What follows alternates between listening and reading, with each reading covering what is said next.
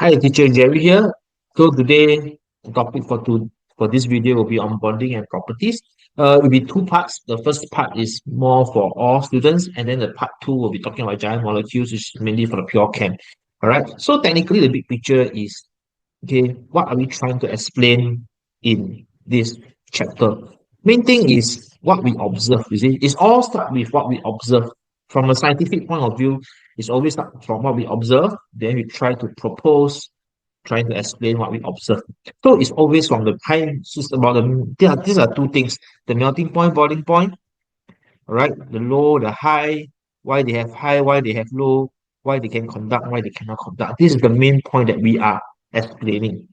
Then it will make sense that why we learn about the different models, how they help us to understand why they conduct and why they do not conduct, why they have high, why they have low, why they exist as solid, liquid, or gas at room temperature. All right, so this is based on what we observe, and then hopefully this model will make sense in trying to learning this chapter of bonding. So let's take a quick look. Right, generally there are two types of bond, or in fact, there's three: ionic, covalent, and metallic. So we all understand that they go through bonding, right, is to achieve a stable electronic configuration or structure. And we understood from the earlier chapter on atomic structure, it is what is stable is that fully filled valence shell. So technically, if you are non-metal, you got two choices. If you meet with a metal, you will form ionic. Or if you meet with another non-metal, you will form covalent. Right? So ionic is basically transfer of electrons because we now know metal like to lose, non-metal like to gain. Same thing, you can see the opposite trend. So do I need to memorize both? Actually, no need, just one of them. Then covalent is a sharing of electrons. So when they share, these electrons here belong to both the carbon and the oxygen. It's like when you open a joint account, then whatever money is in joint account will belongs to both parties or whoever that's under the name of the joint account. All right. So what we see here is a dot and cross diagram, which we need to know how to draw the dot and cross diagram. I would suggest that this is a skill. You practice it. You can look at the videos on how I solve the questions on drawing dot and cross. Right. Maybe I'll just show some example later on. Okay. Then we talk about so you can see the difference, right? Okay. So you can see it's always metal first, periodic table metal to non-metal. And we have learned earlier on, right? When they lose or gain electron, they have a charge. The main idea is that when we draw dot and cross, we want to make sure that all the electrons are catered for, right? No electron is created, no electron is destroyed. And this is also based on understanding why, like carbon dioxide, the formula is CO2, because from the dot and cross, it allows them to be stable. Why magnesium chloride is MgCl2? Yeah, because magnesium will lose two electrons. One chlorine can only gain one. You need another chlorine to gain the other electron so that it can be accounted for. Right. More important thing is the explanation part, which is very common, actually very standard. If you do a few questions, you will realize that the way of answering is very standard. Sometimes we can look at melting point, boiling point. Sometimes we talk about the physical state, which is also depends on the melting point, boiling point. Because in particle theory, you understand that whether it's a liquid, gas, or solid, it will depends on the melting point, boiling point. Right, before it melts, then it'll be solid. Then between melting, boiling, liquid, then gas. So technically, when you're solid, means it has a very high melting point. So that at room temperature is a solid. Right? So then that's why I propose we want to look at the structure. Right? So what we are saying is that, okay, ionic is one big giant structure. We call it giant lattice structure. Okay, that means one big structure. What we are seeing is that, okay, let me draw a 2D diagram. All right. When we say NaCl, for example, it's not just only Na and Cl. We are saying there's a lot of Na plus a lot of Cl minus in a giant lattice structure. Okay. So let me draw a 2D. Right, this is just a 2D diagram. Just let me erase it. Let me draw this down. Okay. Right, this is a 2D diagram. Okay, so technically, you can see that there's attraction between, it's not only one attraction. When you say giant means there's a lot of attraction, right? And this is actually the ionic bond. Okay, when we talk about the attraction, this strong electrostatic attraction is actually talking about the ionic bond. And because it is a giant structure, so there's a lot of ionic bond you need to overcome. So now we can make link. You see, we talk about things like large amount of energy, strong electrostatic force attraction. We talk about giant. All this will relate us that, hey, that's why, you know, it makes sense that it has a high melting point, right? So it's because of the understanding that it is what we observe, then we propose that, oh, must most likely be a giant lattice structure, right? Similarly, okay, if you look at low melting point, boiling point, for covalent, then we say they are simple molecules. Now, when we talk about simple molecules, simple can also mean small, small molecules. That means if I look at them at the microscopic level, there's a lot of molecules. See the difference? Giant is only one structure. Okay. But simple molecule means there's a lot of molecules. So in between the molecules, there's intermolecular force, and they are weak.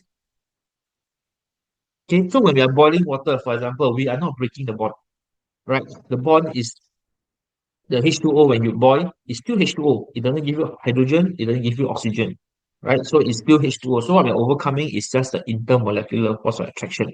But for normally giant structure, there's only one big structure, so there's no intermolecular, right? To have intermolecular, you must have a lot of molecules. And normally it happens because they are small molecules. Then we use little energy, you know, to overcome weak, simple, small, and that's why low melting point boiling point. So they can give you any chemical names. Important thing is not about the names, right? They're not testing on name, but testing on understanding about how to explain low melting point, boiling point, high melting point, boiling point. And when we talk about conductivity, we know that current is just a flow of charged particles, right? And in our syllabus, charged particle, there are two types. So one is electron, the other one is ion. So as we know that, the can only conduct in the molten means liquid states, or when you dissolve them in water, then the ions are free to move, right? Mobile ions. In the solid state, because of the strong force of electrostatic force of attraction, the ions can only vibrate in fixed position. They're not free to move. That's why they cannot conduct in the solids, right? Whereas for molecules, technically they don't have ions because it's sharing of electrons. So they only have electrons, but the electrons are also not free to move, right? So therefore, you see, cannot conduct means lack. Can conduct means got mobile, right? Cannot conduct means lack mobile, right? Of course, we need to understand this is some generalization. Of course, not all covalent will behave this way, not all ionic will behave this way. But at our level, we try to understand the main trend, the general trend. Then, okay, so let's take a look at some dot and cross diagram. So this will give you some idea of how dot and cross will be, especially for covalent, it's actually very limited. I mean, limited choice they can ask you to draw. Common mistake is that people think that it's always one pair. No, it can be two pair of electrons. Why?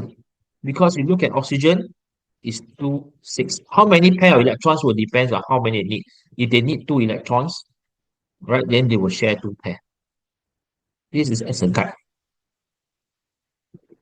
right? And of course, ionic, okay, you can see that the ionic here, same thing. Why sodium must have two, right? Because one sodium can only lose one, but oxygen need two. So it need another sodium. So that's how they get the formula. So I would suggest for dot and cross practice. All right, practice the main idea and then check where the mistakes is and learn from that mistakes. All right, we can look at some of the videos of how I solve some of the questions. Then that will give you an hint. All right, that's why this is a skill. You can never like math. You can never perfect the skill by just uh looking at the cards. You need to practice, make mistakes, and then know where is your mistakes. Right. Then last but not least, we talk about metals. Okay. Metals actually some mean more towards pure chem, but combined it will be good to know a little bit. Right. Okay, so generally metals, we're talking about metallic bond. So the metallic bond is actually the attraction between the positive ions and the C of delocalized electron. So metal are from metal of metallic bond is the same metal. So if you look at the zinc, iron, the structure is something like this. They will lose electrons to be stable. We understand already metal like to lose electrons. All right. We can see now it's all bonds are generally electrostatic force of attraction, right? Just that now it's between what and what. So it's between the cation and the C of delocalized electron. The word delocalized means the electrons, these electrons are free to move. They are not stationary in one, fixed in one location.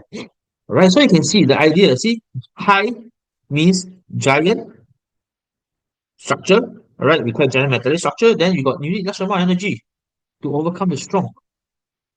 Okay, and of course they can conduct. In fact, matter is one of the only substance that can conduct electricity in the solid state because they got a C of delocalized, right? Because delocalized means they're not fixed, they are free to move. When you apply a potential difference, the electrons will be attracted towards positive, they move and they conduct electricity. All right. More important thing, last but not least, is the understanding of pure and alloy. So normally we use alloy because it's harder. This one combined chem will have, right? So you know it's stronger and harder because alloy. Why we talk about the different size, right? That disrupt the orderly arrangement. Okay, and therefore it is harder to slide when the force is applied. That's why I'm making it harder and stronger. So now if you look at my notes, normally those in red are more for the pure chem. The wordings are definitely for the O-level chem and N-level chem, right? The combined chems, right? So that will be the chapter on bonding. I will see you in the part two if you are pure chem for the macromolecule.